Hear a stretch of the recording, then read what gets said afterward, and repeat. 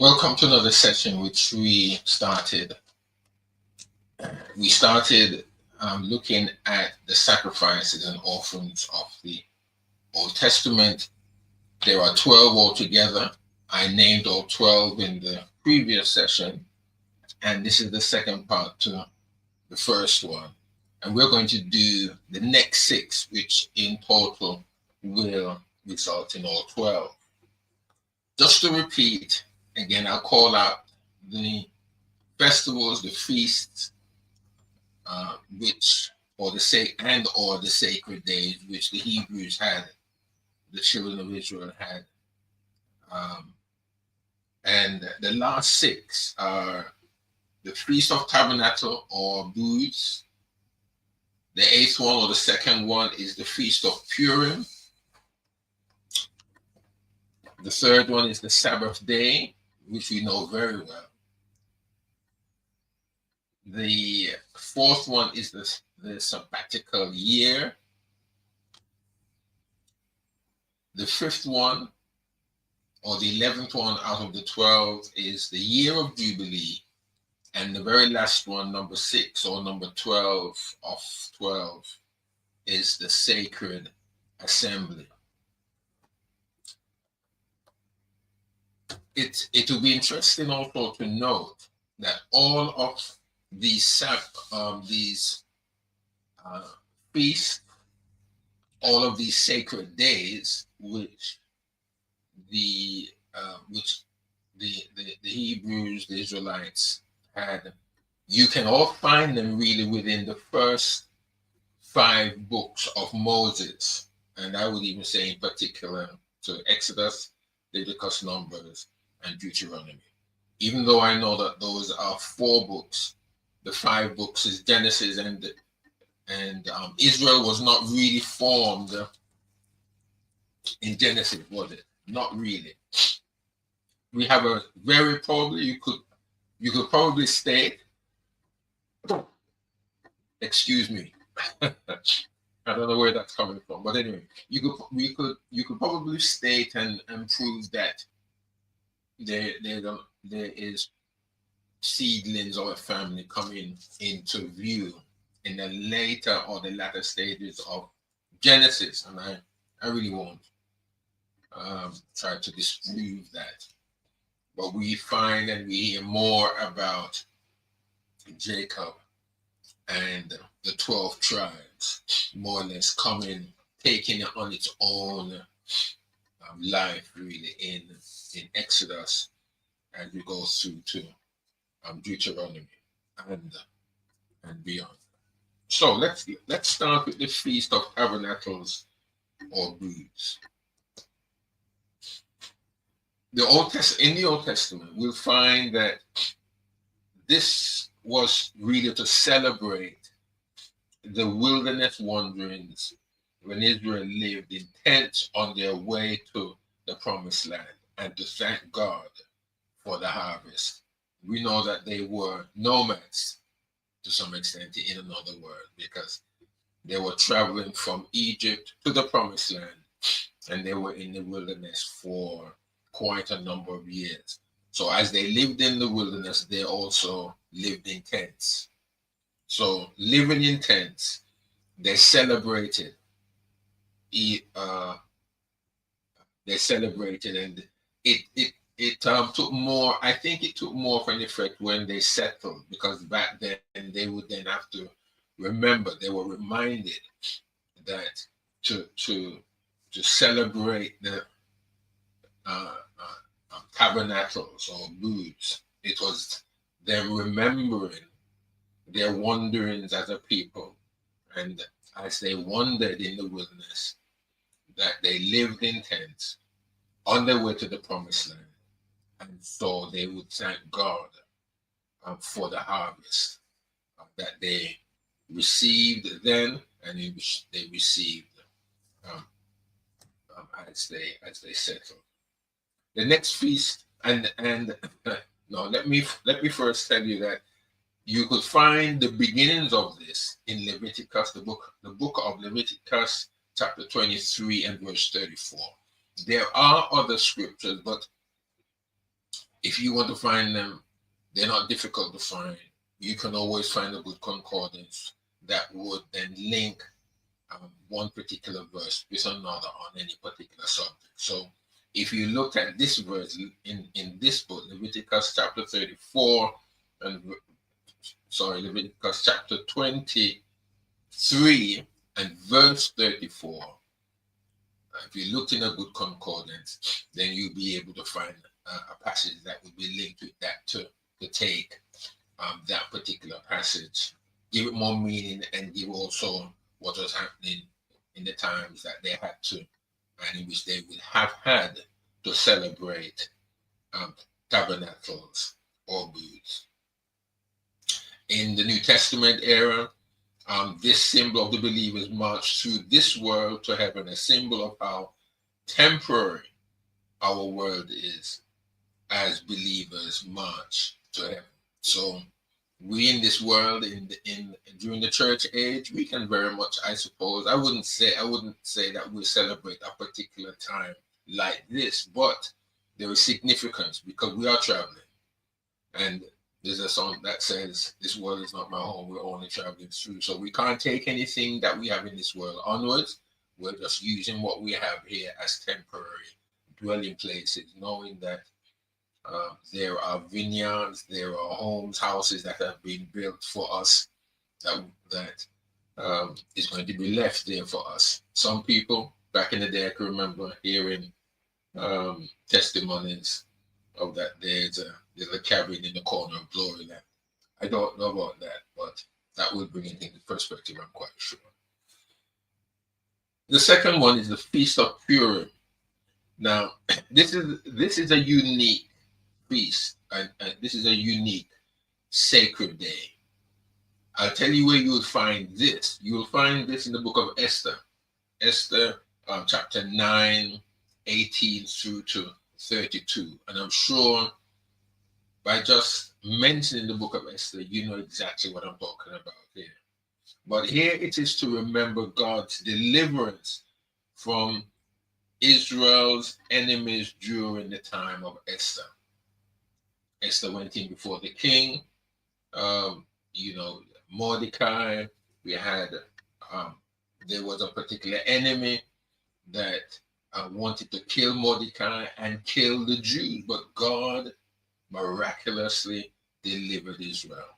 And so Israel really, and because of what Esther did, I must see the king, come what may, for whatever it was that she was at a time, at a place where she was in.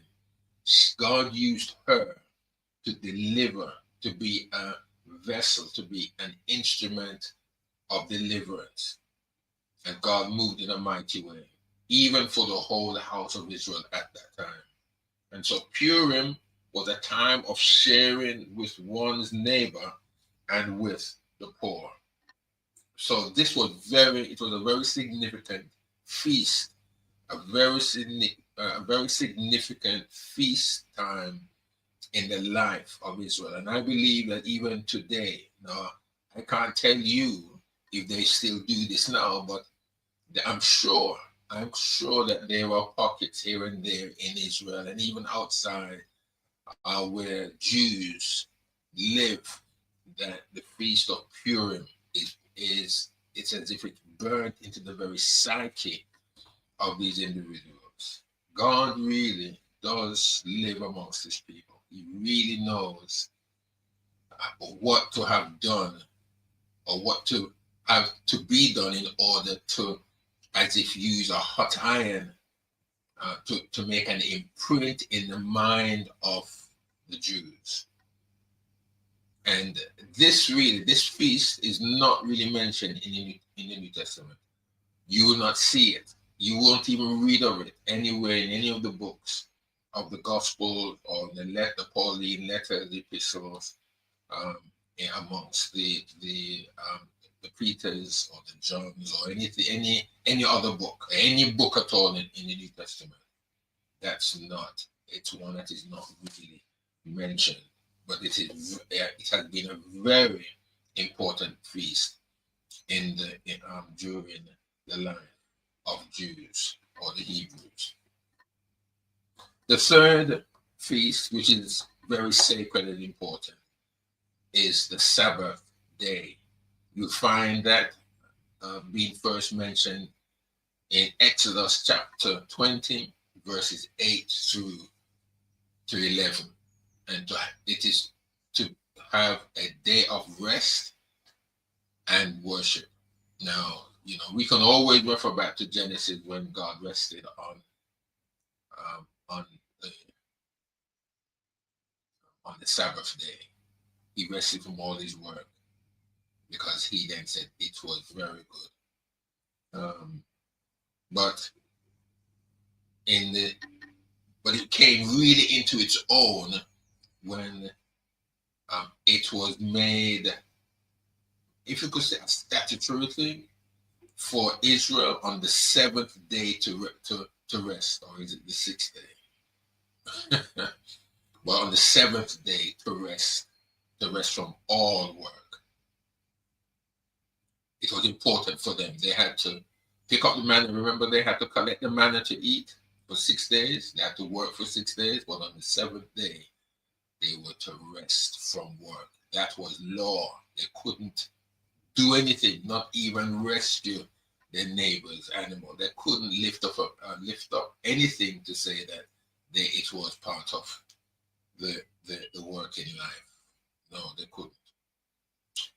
In the New Testament, the Sabbath is a symbol of spiritual rest that God promises to those who believe and follow him. So if we promise to believe and follow the Lord, then we are resting in him. He is our spiritual rest. The fourth sacred day is the sabbatical year. Now, this is not mentioned at all in the New Testament, so let me start from that point. That is not mentioned at all, just as it was or as it is for the Feast of Purim. But in the Old Testament, the sabbatical year was celebrated every 7 years. And during the 7th year, the land was given rest from agricultural use, and debts would be forgiven. Wouldn't that be good for some of us, for some of you, or for anything like that? Remember, every 7 years, and then 7 sevens. Does that ring a bell with you? And on the 50th year, it is the year of Jubilee. But every 7 years, the land would be given rest. And that is why God was rebuking Judah. If you look back in the book of Jeremiah, look back at it during the time of Jeremiah,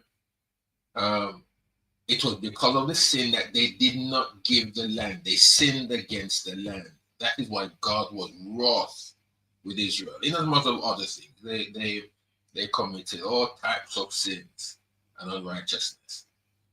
But one of the main things also why God had to remove them off the land, that's what he did. He had to give the land rest. So for 70 years, there's a spiritual link, a spiritual connotation with everything that God does. But anyway, let me not go back to the book of Jeremiah. The exile. Remember, he moved Judah off into Babylon, and Jeremiah preached. He preached, and Daniel, read the book of Daniel. After Daniel read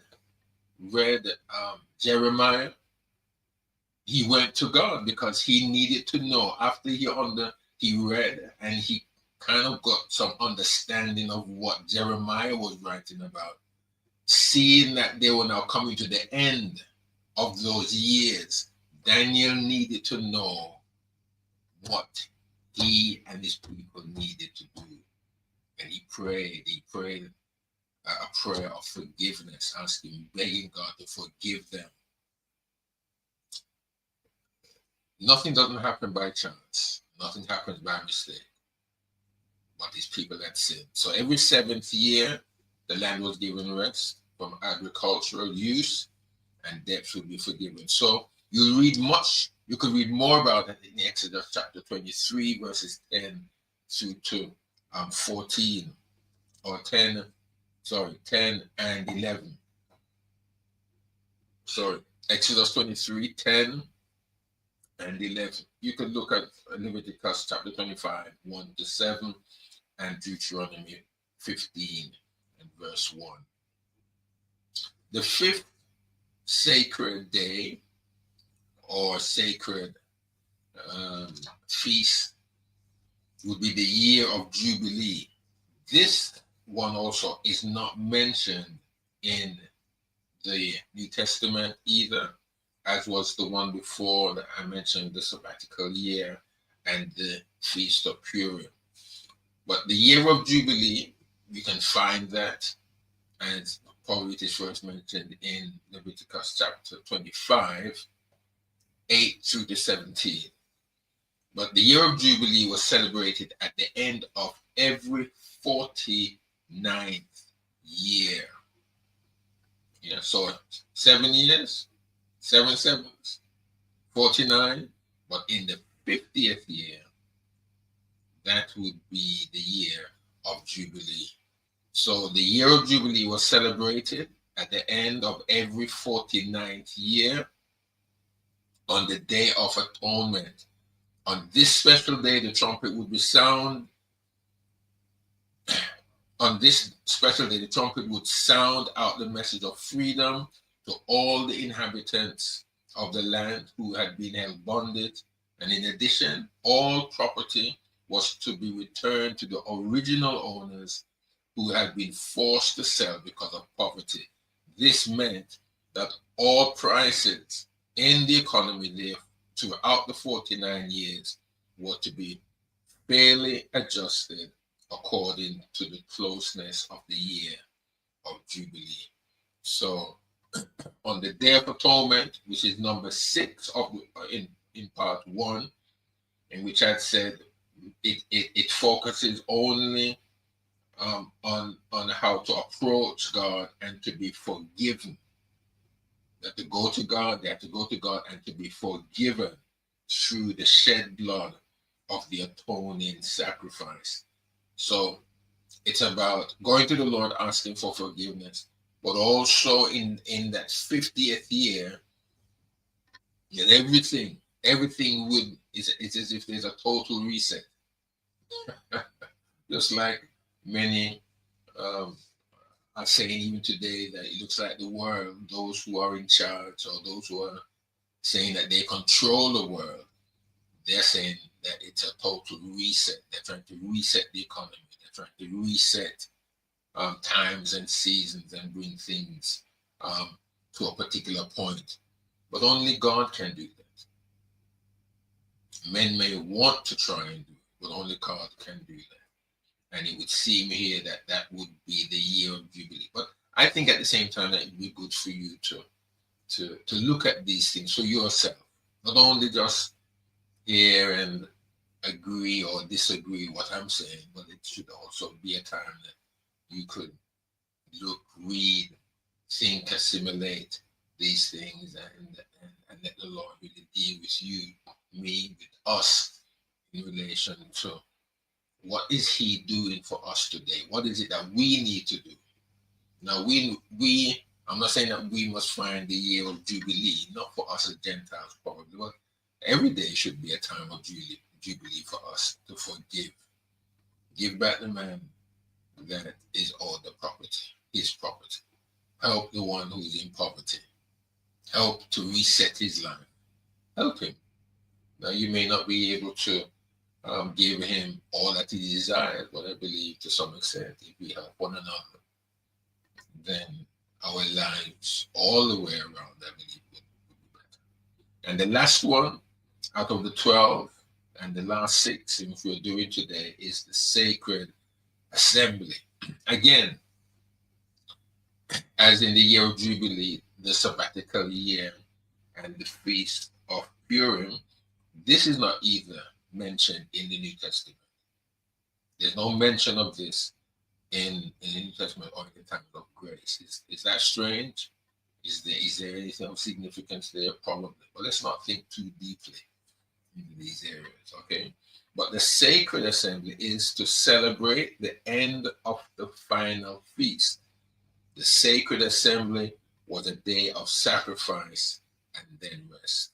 Remember, the sacred assembly was a day of sacrifice and then rest. And you'll find a little information of that within the scriptures at Leviticus chapter 23 and verse 36 and Numbers 29, 35 to 38. Those are the 12 altogether, but in both sessions, these last two sessions, of the sacred days and the feasts and offerings of the Old Testament. And I trust and I hope that you hearing these things will it will inform you of what is or what was or what is.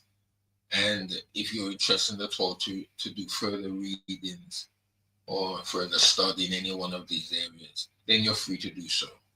I don't know if it will be necessary, you're not being tested, you're not being forced to know them.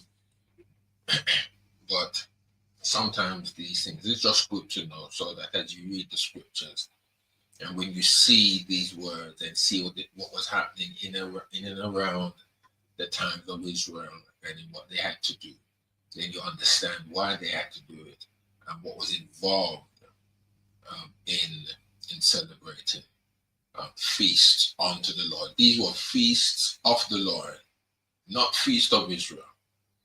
Israel didn't do it for themselves. Israel didn't start them of themselves. It was feasts of the Lord. And I believe that anything that we do, anything that we're celebrating with, is not of what we are or who we are, but it should really show who, and it should show, talk, and express the goodness and the mercy of God. May God bless you. May God keep your His face shine upon you and give you peace as we continue on in our walk with the prophets. God bless.